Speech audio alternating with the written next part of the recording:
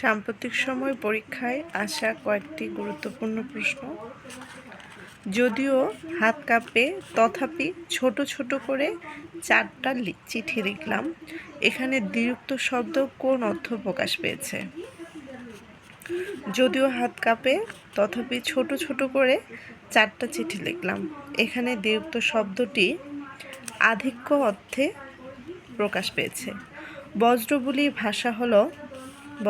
ভাষাটি কি মিথিলার স্থানীয় ভাষা, নাকি কৃত্রিম ভাষা, কৃত্রিম কাব্য ভাষা, বজ্র ভাষা?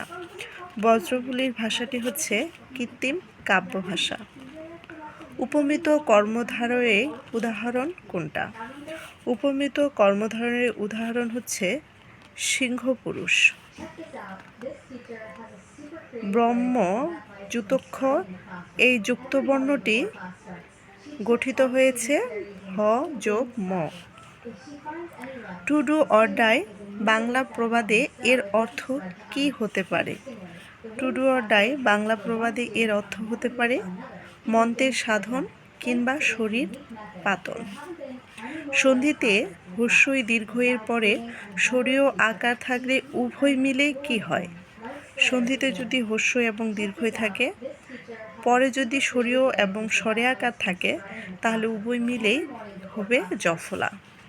কুম্ভিলক শব্দের অর্থ কী? কুম্ভিলক শব্দের অর্থ হচ্ছে যে অন্যের লেখা নিজের বলে চালায়। সদা সত্য কথা বলবে, এটি কোন ধরনের বাক্য? সদা সত্য কথা বলবে, এটি হচ্ছে অনুজ্ঞাসূচক একটি বাক্য। অংশ শব্দের উচ্চারণ কোনটি? অংশ শব্দের উচ্চারণটি অংশ, অংশু, অংশ, অংশ, অর্থাৎ এখানে অংশ এটিও সঠিক, আবার অংশ এটিও সঠিক। সন্দেশ পত্রিকার সম্পাদক কে? সন্দেশ পত্রিকার সম্পাদক কে?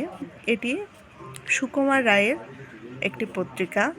কোনটি মোহাম্মদ আব্দুল হাইয়ের লেখা ভ্রমণ কাহিনী?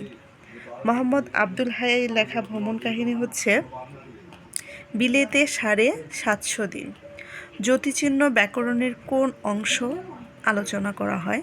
যতিচিহ্ন ব্যাকরণের কোন অংশ আলোচনা করে? এর সঠিক উত্তর হচ্ছে বাক্যতন্ত্র।